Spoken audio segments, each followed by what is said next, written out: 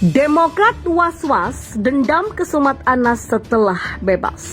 Ya kita selalu berkonsultasi dan meminta doa kepada Mas Anas. Itu kan kutipan di media. Karena doa orang yang teraniaya seringkali terkabulkan. Ada satu opini yang sebenarnya ingin dibangun bahwa Mas Anas saat ini sedang masuk penjara itu karena dizolimi. Karena dianiaya oleh kekejaman rezim politik saat itu. Itu satu hal sebenarnya pesan politik yang sebenarnya bisa dibaca secara transparan. Kenapa PKN ini ada? Makanya kemudian saya sebut ini sebagai soft landing terhadap Anas yang sebentar lagi akan lolos.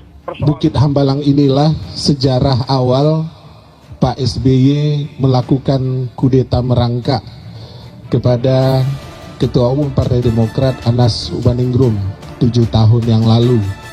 Setelah SBY gagal mengkudeta Ketua Umum melalui jalur politik, maka kemudian Pak SBY melakukan kudeta melalui jalur hukum yang terkesan sangat dipaksa. Anas Urbaningrum juga dinyatakan siap kembali terjun ke dunia politik setelah bebas nanti. Yang menyatakan adalah Sekjen PKN Sri Mulyono kepada media. Menurut Mulyono, intervensi pemerintahan SBY terhadap KPK agar Anas segera ditetapkan sebagai tersangka kasus proyek Hambalang adalah bukti penzoliman yang nyata. Bahkan kata Mulyono, patut diduga bahwa SBY telah melakukan korupsi secara terbuka, yakni meminta KPK untuk menetapkan status hukum Anas Urbaningrum.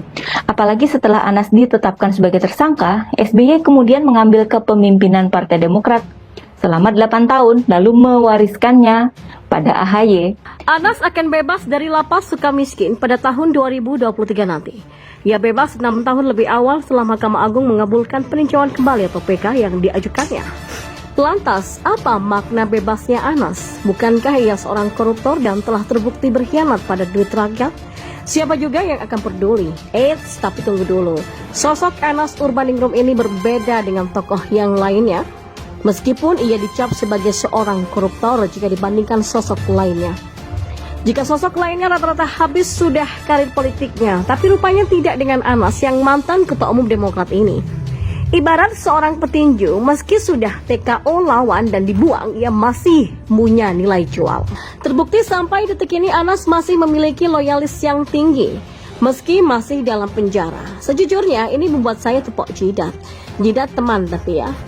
Bagaimana mungkin seorang yang sudah pas dicap sebagai koruptor digandrungi oleh sekelompok orang? Wah, ada apa ini? Dari berbagai riset kecil-kecilan, kemudian membuat sebuah kesimpulan. Jika seorang Anas Urbaningrum masih sedikit punya magnet elektoral, setidaknya di cycle kelompok mereka dan diduga ada sejumlah agenda untuk partai yang pernah membesarkan namanya sekaligus menghantarkan dirinya ke penjara. Lantas apakah setelah bebas nanti, Anas Urbaningrum akan kembali ke dunia politik? Seperti yang sudah saya singgung tadi, Anas Urbaningrum dikenal sebagai mantan Ketua Umum Partai Demokrat yang kemudian terjerat korupsi. Tidak lama setelah penetapan tersangka oleh KPK, ia menyatakan berhenti dari Partai Demokrat. Anas rupanya akan kembali ke kancah politik, tapi terbentur dengan undang-undang yang berlaku. Ia bisa bebas berpolitik atau masuk sebagai pengurus partai setelah terhitung 5 tahun dari masa bebasnya. Maka dengan demikian, maka hak politik Anas Urbaningrum baru pulih pada tahun 2027. Maka rentang waktu 5 tahun tersebut besar kemungkinan ia akan berada di balik layar. Nah, di sisi inilah sosok Anas justru bakal memainkan kartu trufnya. Siapa dan partai mana yang bakal dibidik? Saya tidak sedang berada pada posisi memuji seseorang yang terbukti pernah melakukan tindakan pidana korupsi loh.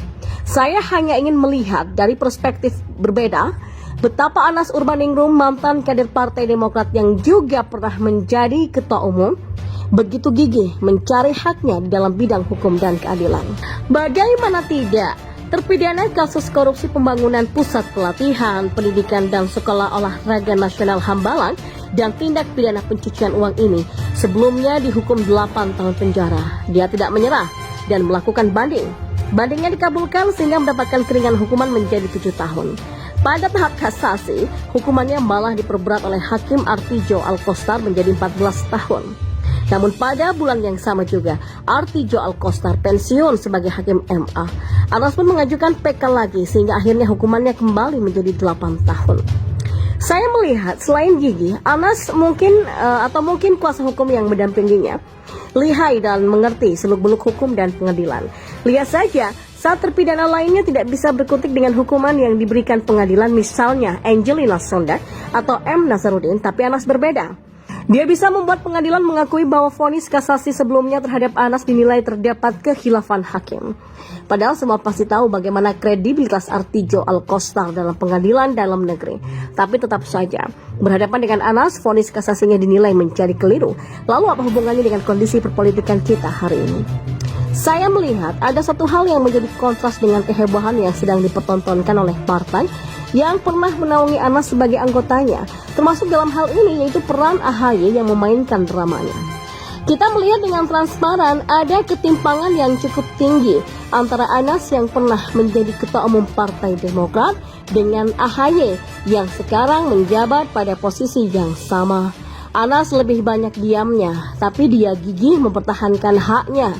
Dalam senyap, dia melakukan apapun yang bisa mengurangi hukumannya. Bahkan ada rumor yang berkembang bahwa dia telah melakukan pergerakan yang sangat signifikan atas kaitannya dengan rencana kudeta AHY di posisi tampuk pimpinan Partai Demokrat. Mungkin benar AHY dan Partai Demokrat menyadari bahwa Anas ada kendali dalam wacana pelengserannya. Tapi saya kira AHY dan Partai Demokrat tidak menyadari sudah sejauh mana Anas bergerak menyelusup ke sendi-sendi terdalam dari partainya. AHY tidak tahu begitu banyak loyalis Anas yang sudah bekerja sesuai dengan tupoksinya. Berbanding terbalik dengan AHY, dia lebih banyak menampilkan diri dan suara daripada berkarya. Kita bisa lihat kemana-mana dia senang memberikan pernyataan. Tidak kurang, masalah yang tidak terlalu signifikan pun berkali-kali dia memberikan komentarnya. Lalu apa yang terjadi? Ancaman bahwa posisinya terancam pun dia tidak menyadari sampai detik terakhir. Saat dia menyadari, saya pikir malah salah pandangan. Dia malah menunjuk keras ke pembantu-pembantu Jokowi yang sama sekali tidak punya kepentingan dengan keberadaannya di dalam partainya sendiri. AHY ini enggak peka terhadap banyak isu. Dia merasa semuanya baik-baik saja saat kader-kadernya terlihat tenang-tenang saja. Dia merasa sudah cukup sebagai bukti saat pimpinan daerah dan cabang menyatakan solid mendukungnya. Dia nggak tanggap akan bahaya. Begitu tanggap, sepertinya salah antisipasi dan juga sudah terlambat. Ya, bahaya yang sering terjadi saat seseorang berada di tampuk kekuasaan tertinggi adalah ancaman dilengsarkan. Itu sudah pelajaran umum, tapi AHY tidak paham itu. Dia lebih sibuk membuat pidato-pidato yang menyejukkan, seperti masa bapaknya dulu. Dia lebih mau mengeluarkan komentar receh, hanya untuk mendapatkan simpati masyarakat. Masih ingatkah saat dia mengomentari kejadian atas pesawat Sriwijaya yang hilang kontak? Dengan kesenangannya itu, dia lupa merangkum